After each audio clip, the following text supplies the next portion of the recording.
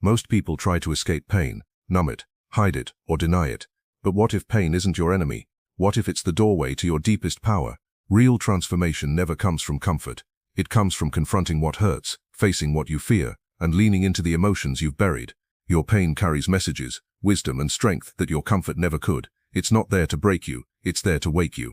Every scar you carry holds a truth. Every heartbreak holds a lesson. The more you run from pain, the more powerless you become. But the moment you stop running and choose to feel, everything changes. That's when you rise, not in spite of your pain, but because of it. This journey is not about avoiding suffering, it's about learning to rise through it. Your pain is not a weakness, it's your untapped power waiting to be awakened. Pain often arrives uninvited, crashing through the walls we've carefully constructed to keep life predictable and safe. But behind every sharp sensation, every ache in the soul, there's a hidden intelligence. Pain is never random, it's your soul trying to speak when all other methods have failed. In a world obsessed with constant positivity, the darker messages get suppressed. But when you slow down and begin to observe your pain, not judge it, not escape it, but listen, you realize it's pointing towards something vital that has long been neglected. Maybe it's an unresolved wound, a truth you've denied, a boundary you've never set, or a part of yourself you've rejected. Pain forces you to pay attention in ways that comfort never could. It's easy to misunderstand pain as punishment, to assume that you've done something wrong, that life is against you. But pain is often an invitation to awaken. It reveals where you are still asleep to your patterns, where you're not living in alignment with your deeper truth. The discomfort you feel is a symptom of the soul being suffocated through a job that drains you, a relationship that devalues you, or a mindset that belittles your worth. Without pain, you might stay asleep forever, drifting through a half-lived life, but with it you are forced into confrontation with reality, with yourself, and with your choices. There's a pattern to pain that many overlook. The moment something begins to hurt, the instinct is to numb it, through distraction, entertainment, overwork, food, substances, anything that keeps the emotions at bay. But this reaction is where the wisdom gets missed. When you mute pain, you also mute the lesson it carries, and lessons denied become patterns repeated. The same wounds, the same people, the same experiences keep circling back, louder each time, until you stop running and start listening. The wisdom in pain is like a whisper at first. Ignore it, and it turns into a scream. Real emotional pain often stems from disconnection, either from yourself, your truth, or your inner values. If you feel anxious or heavy when you're around certain people, that's not random. If you constantly doubt yourself or feel invisible in your own life, those are signs. Pain carries messages in sensations, moods, triggers, and reactions. The moment you ask, "What is this pain trying to teach me?" you move from victimhood to awareness, and awareness is where healing begins. Awareness allows you to reclaim responsibility, not in a blaming way, but in an empowering way. You realize you're not stuck because life hates you, you're stuck because something deep within you is screaming for change. The wisdom of pain is also deeply personal. What hurts one person may not hurt another, because your pain is shaped by your unique experiences, history, and soul blueprint. This is why it's sacred. It's yours, and only you can decode it. When you sit with your pain in silence and ask the hard questions, why do I feel abandoned? Why do I attract people who hurt me? Why am I afraid to speak up? You begin a dialogue with your deeper self. You uncover the root beneath the symptoms. You find that pain isn't something outside of you attacking you. It's coming from within, trying to guide you home. Pain also highlights what matters. The things that hurt you the most often relate to what you care about most deeply.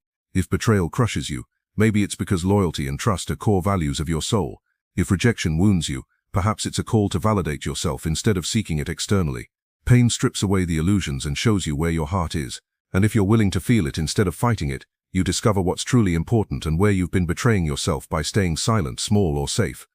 Many people walk through life with unhealed pain controlling their behavior. Their reactions, fears, and decisions are often rooted in what they haven't faced. But pain that is faced becomes wisdom. Once you understand what your pain has been trying to tell you, it stops having power over you and begins to work for you. It becomes a compass, not a curse, a teacher, not a tormentor. There is also ancestral and generational wisdom within pain. Sometimes the wounds we carry aren't just personal, they're inherited. Patterns of silence, shame, guilt, or survival can be passed down like invisible chains. But when you feel your pain fully and consciously, you break cycles. You become the one in your lineage who chooses not to pass the wound forward. This is sacred work. Pain that is processed becomes legacy. You don't just heal for yourself, you heal for everyone who came before you and everyone who will come after. Pain is not something to be fixed quickly, it is something to be honored, like a wise elder who's been through war. When you slow down and make space for it, you begin to realize that your pain has been your most loyal messenger. It never gave up on trying to get your attention. It never stopped knocking on the door of your awareness, and when you finally open that door and let it speak, something profound shifts. You stop seeing yourself as broken. You start seeing yourself as someone in the process of becoming whole. Pain is wisdom in disguise. It's not the end of your story, it's the call to rewrite it. Most people spend their lives trying to escape their pain instead of transforming it. But real power begins the moment you stop running and choose to sit in the discomfort. This is the foundation of emotional alchemy, learning to turn emotional suffering into inner strength. Pain, when met with awareness, becomes raw material for transformation. You are not meant to be destroyed by your pain, you are meant to evolve through it. But the process requires that you face it head-on, without numbing it or spiritualizing it away. Instead of asking, how do I get rid of this feeling? A better question is, what is this emotion asking me to become? Emotional alchemy begins by changing your relationship with pain. Most of us have been conditioned to believe that pain is a sign something is wrong. But pain is often a sign something is waking up. Something deep inside you is shedding an old identity, and that shedding process is not gentle, it's chaotic, it's raw, but it's also sacred. When you avoid pain, you avoid the very growth that your soul is calling for. Alchemy doesn't happen when you reject your feelings. It happens when you allow yourself to feel them fully without judgment, without shame, without the story of victimhood. You observe your emotions, let them rise, let them speak, and then gradually you begin to integrate the wisdom they hold. For example, when anger shows up, instead of suppressing it, you ask, what boundary has been crossed? When grief arises, you don't run, you explore what part of me is longing for closure or release. When fear grips you, you lean in and ask, what truth am I resisting that would set me free if I faced it? This inner inquiry turns pain from a source of paralysis into a doorway to self-awareness. You begin to understand that your emotions are not enemies, they are teachers. And often your strongest emotions are tied to your deepest values. Emotional intensity means that something truly matters to you. The more powerful the emotion, the more potent the insight it holds. One of the biggest myths people believe is that healing means never feeling pain again. But healing means learning how to move through pain without losing yourself. It means staying grounded in who you are even when your emotions feel overwhelming. It means learning to witness your inner chaos with compassion, instead of fear.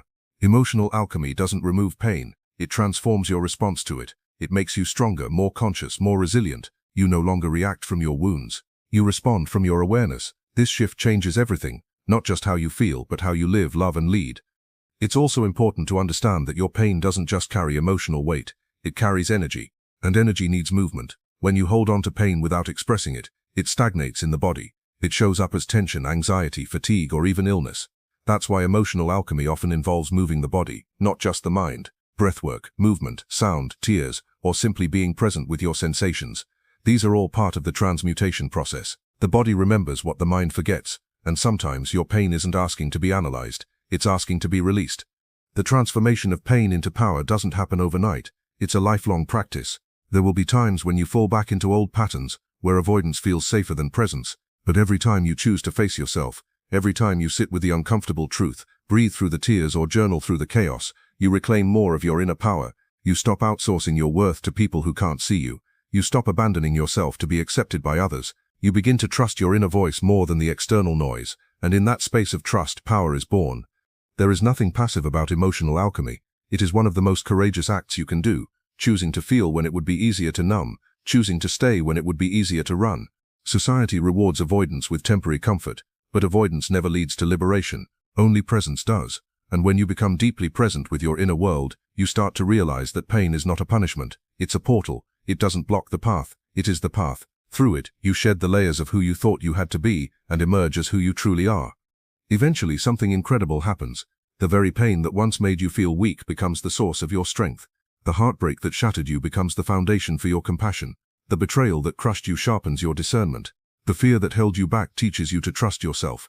You realize that your story isn't just one of suffering, it's one of becoming. You didn't just survive, you transformed, and that transformation becomes your medicine. Not just for yourself but for others. Your wounds become wisdom, your scars become symbols of strength. You become living proof that pain can be power, if you're willing to alchemize it. Most people walk through life believing that their painful experiences define who they are. But your story is not set in stone. It's constantly being written, edited, and rewritten by how you choose to relate to your pain.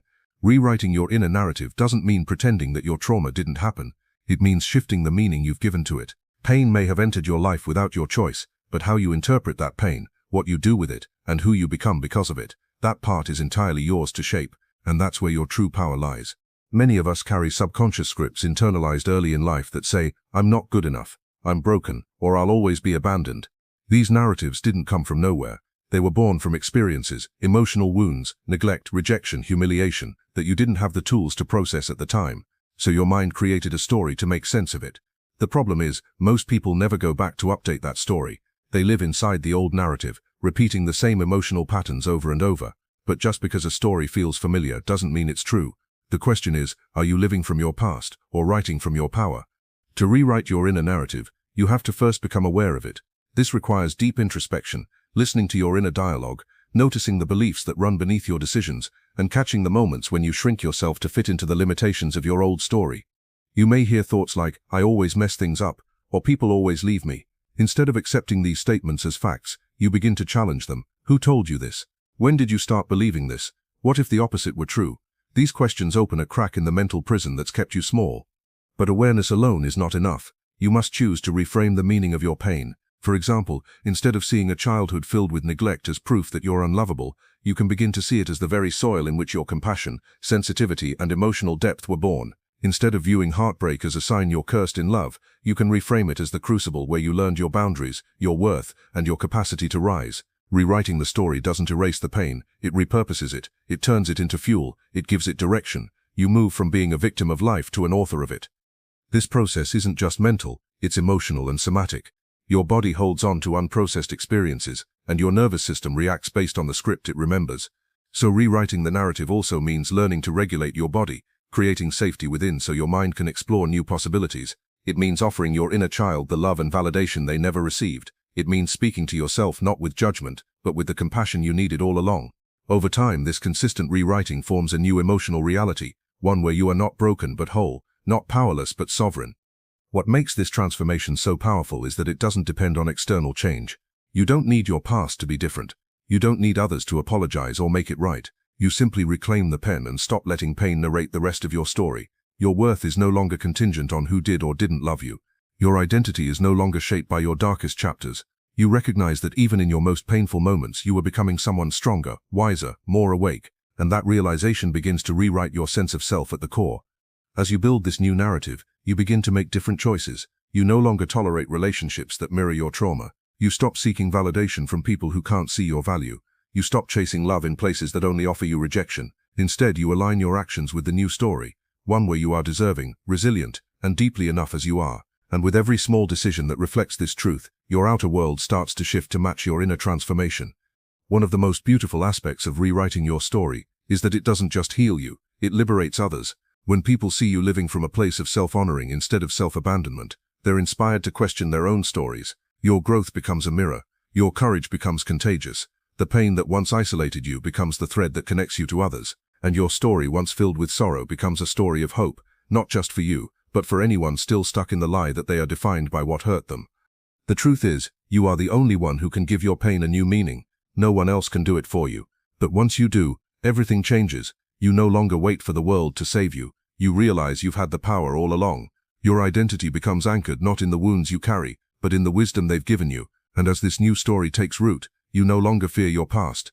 You honor it, for it shaped you, refined you, and ultimately revealed the strength you never knew you had. The final step in transforming your pain into power is choosing to lead with authenticity instead of protection. Most people don't realize how much of their personality is actually armor. The sarcasm, the avoidance, the constant overachieving, or even the isolation, these are often not your truest self, but coping strategies that were built to keep you safe from further pain. And while those defense mechanisms once served a purpose, there comes a time when they start to choke your growth. When pain controls your identity, you become reactive instead of intentional, closed instead of open, rigid instead of alive. To reclaim your power, you must drop the armor and return to who you were before the world taught you to hide. Living from protection means constantly scanning the world for threats. You might not trust people easily. You might push away love before it can hurt you, or you might perform for acceptance rather than show who you truly are. But all of this effort to stay safe comes at a cost, your freedom. You don't get to fully experience love, creativity, joy, or deep connection when you're trapped inside a performance. Protection keeps you surviving. Authenticity lets you live. And to lead with authenticity, you have to believe that your truth is safe to be seen, even if it was once punished, misunderstood, or ignored. The fear of authenticity is rooted in past wounds. Maybe when you expressed your feelings you were told you were too sensitive. Maybe when you showed your dreams someone laughed. Maybe when you were vulnerable you were betrayed. So you learned to wear masks. You pretended to be okay when you weren't. You became who others needed you to be instead of who you really were. And now as an adult you may feel disconnected from your own essence because it's been buried under layers of adaptation. Healing means uncovering that buried self and allowing it to breathe again. Leading with authenticity doesn't mean oversharing or throwing away boundaries. It means being honest with yourself and others about who you are and what you need. It means expressing what you feel without shame, saying no when something violates your peace, and saying yes when your soul feels called. It means no longer molding yourself to fit into spaces that never saw you clearly. When you lead with authenticity, you stop trying to be liked and start choosing to be aligned. And in doing so, you attract people and experiences that resonate with your true frequency, not the version of you created to earn approval. This shift can feel terrifying at first. Authenticity means vulnerability. It means risking rejection. It means standing alone sometimes. But it also brings liberation. Because when you are finally being who you really are, you stop living for applause and start living in alignment. You stop waiting for external permission to take up space. You start speaking with a voice that comes from the soul, not the wound. You begin to experience peace, not the fragile peace that comes from people-pleasing, but the deep, grounded peace that comes from living truthfully. As you start living from your truth, you'll notice that the same pain that once made you feel small now becomes the source of your wisdom. You can speak from your scars instead of your open wounds. You can hold space for others without losing yourself. You no longer seek validation, because your worth is no longer negotiable. The world doesn't get to define you anymore. Your soul does. And the more you align with that truth, the more powerful you become. Not because you dominate others, but because you are no longer fragmented. You are whole. The path of authenticity is not linear. You'll still have moments where fear creeps in, where the old self wants to come back, where you wonder if it's safer to shrink. But each time you choose your truth over your fear, you strengthen the foundation of your power. And with time, authenticity no longer feels like a risk. It feels like home, because the real risk was abandoning yourself in the first place. Now you return to you, and you begin to walk through life not as a wounded survivor, but as a conscious creator, writing your story, owning your voice, and honoring every piece of who you are. This is where the journey of transforming pain into power completes itself, not when the pain is erased, but when it's integrated, when the lessons are embodied, when you no longer let your past define your worth, your voice, or your future. Your power was never in being perfect, it was in being real, and now that you have remembered who you are beneath all the layers, you are unstoppable. You don't need to prove yourself anymore. You simply need to be yourself, fully, unapologetically, and fiercely, because that is where your true power lives.